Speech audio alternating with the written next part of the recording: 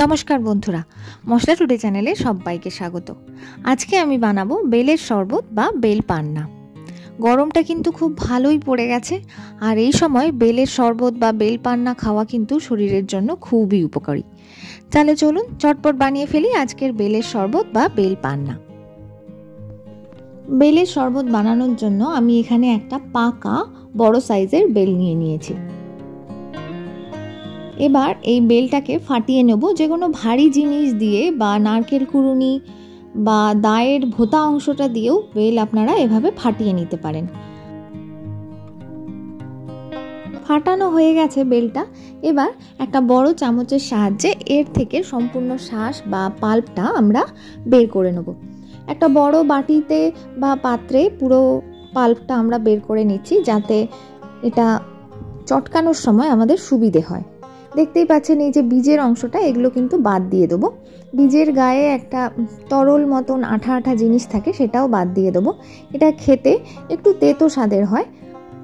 এভাবে চামচের সাহায্যে কুড়িয়ে কুড়িয়ে এক পাশটা পুরোটাই আমরা পরিষ্কার করে বেলের শাঁসটা বের করে নিচ্ছি। অপর পাশটাও ঠিক একইভাবে বেলের শাঁস আমরা বের করে নেব। সমস্ত বেলটা থেকে পুরো পাল্পটা বের করে নেওয়ার পর এর মধ্যে অল্প অল্প করে আমরা জল ঢেলে দেব। পাল্পটা একটু নরম করে নেওয়ার জন্য অল্প অল্প জল দিয়ে চটকে নিলে বেলটার কিন্তু খুবই নরম হয়ে যাবে। খুব বেশি জল ব্যবহার করব না, তাহলে বেলের শরবতটা কিন্তু খেতে খুবই পানসে হয়ে যাবে। যদি বেলের পাল্পটা খুবই নরম থাকে, সেক্ষেত্রে আমরা ইমিডিয়েট এটাকে মাশ করে নিতে পারি, দিয়ে ফিল্টার করে নিতে পারি। কিন্তু অনেক সময় বেলের পাল্প শক্ত বেরোয়, সেক্ষেত্রে 1 ঘন্টার জন্য জল দিয়ে ঢাকা দিয়ে রাখলে কিন্তু বেলের পাল্পটা খুবই নরম হয়ে যায়, আর তারপরে আমরা সেটাকে মাশ করতে পারি। হাতের সাহায্যে খুব ভালোভাবে চটকে নিয়ে আমি এটাকে মেখে নিচ্ছি। আপনারাও চেষ্টা করবেন এটাকে হাতের সাহায্যেই মেখে নিতে। কখনোই মিক্সিতে দেবেন না, তাহলে বেলের যে দানাগুলো আছে সেগুলো কিন্তু মিক্সির মধ্যে পেস্ট হয়ে পুরো শরবতটাকে কিন্তু তেতো করে দেবে, আর এটা খেতে একেবারেই ভালো লাগবে না। এবার দেখুন এর থেকে যে বীজটা আছে আর এক্সট্রা যে ওই আঁশের মতন যে ফাইবারটা আছে সেগুলোকে আমরা বের করে নিচ্ছি। কিছুটা হাত দিয়েই বের করে নেব, আর বাকি যেটা থাকবে সেটা আমরা ছাঁকনির সাহায্যে ছেঁকে নেব। একটু মোটা ছাঁকনি আমি এখানে ইউজ করে নিচ্ছি। আসলে বেলের পাল্পটা কিন্তু অনেকটাই গাঢ়, সেই কারণে মোটা ছাঁকনি ইউজ করলে কিন্তু ফিল্টার করতে বা ছেঁকে নিতে খুবই সুবিধে হবে।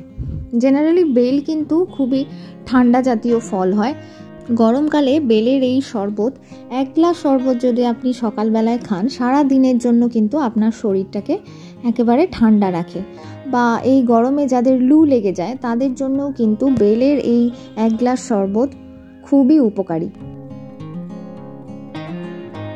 পুরো মিক্সচারটা এভাবে ছেঁকে নেওয়ার পর মোটা মোটা আঁশযুক্ত যে ফাইবারটা বেঁচে গেছে, এগুলো আমরা আলাদা একটা পাত্রে সরিয়ে রেখে দিচ্ছি। এটা একদম গাঢ় কনসেন্ট্রেটেড আমাদের বেলের জুস তৈরি হয়ে গেছে। এবার এই যে ফাইবারটা বেঁচে গেছে এটাও একটা পাত্রে সামান্য পরিমাণে 1/2 গ্লাস মতন জল দিয়ে এটাও আরও একবার ভালোভাবে ডাইলুট করে নেব। এবার এই মোটা পাল্পটাকেও হাতের সাহায্যে চটকে নিয়ে যেটুকু এক্সট্রা পাল্প বেরোয় সেটা আমরা ছেঁকে নেব। প্রথমে এভাবে বীজটা একদম শুকনো বীজ আর শুকনো শুকনো আঁশ যেগুলো আছে ওগুলো বের করে আলাদা করে রেখে দিচ্ছি। এগুলো আর আমরা ইউজ করব না, এগুলো একেবারেই আলাদা করে দিচ্ছি। এবার বাকি যেটুকু থাকবে সেটাও আমরা ছাঁকনির সাহায্যে ছেঁকে নিচ্ছি। বেলের শরবত কোনো নতুন রেসিপি নয়, আপনারা সবাই বাড়িতে বানিয়ে থাকেন বিভিন্নভাবে। এই গরমে বাজারের ঠান্ডা পানীয় খাওয়ার থেকে চটপট বাড়িতে বানিয়ে নেওয়া এই বেলের শরবত বা বেল পান্না খাওয়ার ঠিক যতটা টেস্টি ততটাই কিন্তু শরীরের পক্ষে উপাদেয়। দেখুন আমরা একদম কনসেন্ট্রেটেড বেলের জুস পেয়ে গেছি। এই জুসটাকে আপনারা ফ্রিজে 1 সপ্তাহের মতন স্টোর করে রাখতে পারেন, যে কোনো এয়ারটাইট কন্টেনারে, আর যে কোনো টাইমে ঠান্ডা জল আর আইস কিউব দিয়ে শরবত বানিয়ে খেতে পারেন। দিয়ে দিচ্ছি এর মধ্যে 3 টেবিল চামচ চিনি।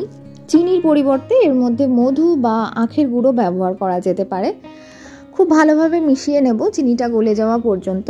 যে সমস্ত ডায়াবেটিক পেশেন্ট আছে তারা চিনি ছাড়াও কিন্তু এই বেলের শরবত খেতে পারেন। বেল জেনারেলি আমাদের শরীরের পক্ষে খুবই উপকারী, আর বেল আমাদের হজম ক্ষমতাও বাড়ায়। একটু বেটার টেস্টের জন্য আমি এর মধ্যে দিয়ে দেবো বাড়িতে পাতা দই। 4 টেবিল চামচ দই আমি এখানে ব্যবহার করছি। দই ব্যবহার করাটা একেবারেই অপশনাল। দইয়ের পরিবর্তে অনেকে ঠান্ডা দুধও ব্যবহার করতে পারেন, তাতেও টেস্ট ভালো হয়। তবে দই ছাড়াও বা দুধ ছাড়াও আপনারা শুধুমাত্র এই চিনি আর ঠান্ডা জল দিয়েও কিন্তু বেলের শরবত বানিয়ে নিতে পারেন, তার টেস্টও জাস্ট অসাধারণ হয়। এই বেলের শরবত আমাদের প্রয়োজনীয় নিউট্রিশনও দেয়, আর আমাদের এই গরমকালের তৃষ্ণাও মেটাতে সাহায্য করে। আপনারা যদি পছন্দ করেন এর মধ্যে বিট নুন বা রোস্টেড জিরে গুঁড়োও দিতে পারেন, তবে আমি এখানে নর্মালি এটা প্রেফার করি।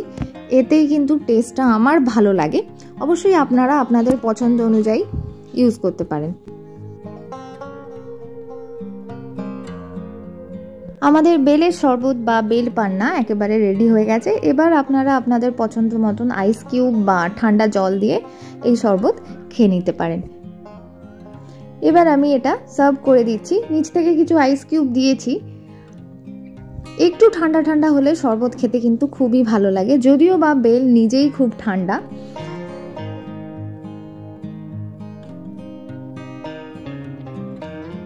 এই শরবত আপনারা ফ্রিজে রেখে দিতে পারেন, যে কোনো সময়ে বের করে ঠান্ডা জল আর আইস কিউব দিয়ে খেতে পারেন।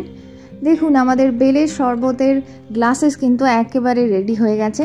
ঝটপট আপনারাও বানিয়ে ফেলুন এই একইভাবে বেলের শরবত বা বেল পান্না। আর এই সময় বাজারেও কিন্তু অনেক বেশি পরিমাণে বেল পাওয়া যাচ্ছে। উপর থেকে দিয়ে দিচ্ছি একটু চিলড ওয়াটার, অবশ্যই এটা অপশনাল। মিশিয়ে নিচ্ছি একটু ভালোভাবে, যাতে নিচের মোটা পাল্পটাও ওপরে উঠে যায়, আর পুরো বেলের শরবতটা কিন্তু একটু গাঢ় গাঢ়ই খেতে লাগে। অনেকটাই গাঢ় হয়েছে আমাদের শরবতটা। আমাদের বেলের শরবত বা বেল পান্না একেবারে রেডি হয়ে গেছে। আজকের এই রেসিপি আপনাদের কেমন লাগলো অবশ্যই আমাকে কমেন্টের মাধ্যমে জানাবেন। পাশে থাকা বেল আইকনটি প্রেস করে দেবেন। চ্যানেলে নতুন বন্ধু হয়ে থাকলে চ্যানেলটি সাবস্ক্রাইব করার অনুরোধ রইল। খুব ভালো থাকবেন, সুস্থ থাকবেন। ধন্যবাদ।